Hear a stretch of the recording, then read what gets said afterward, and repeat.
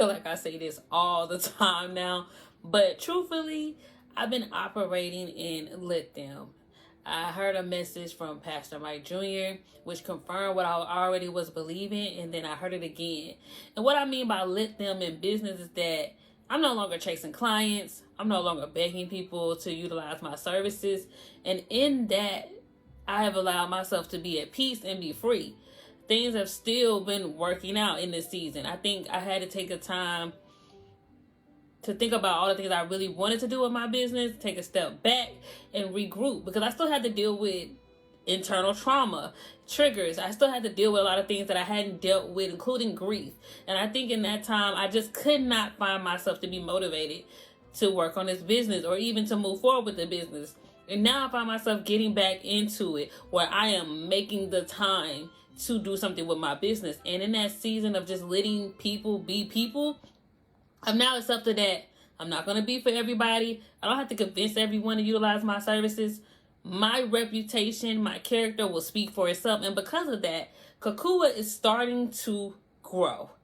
It is not as consistent as I would like it to be. Not yet, though.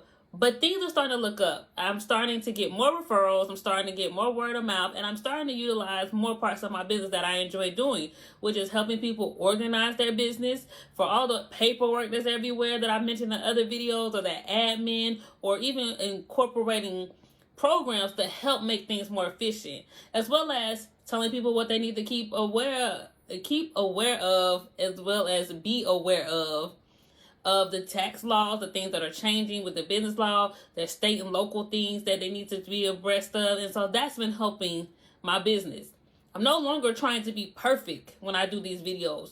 I'm just happy if I show up. And today is one of those days where I wanted to show up. I wanted to show up earlier.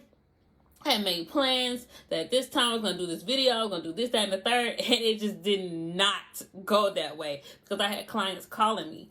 And I think that is one of the things that I'm now learning to embrace, is that things are not going to always go the way that you think. And in those seasons where it's not, you have to take a step back, be thankful for what you do have, and watch things still work itself out.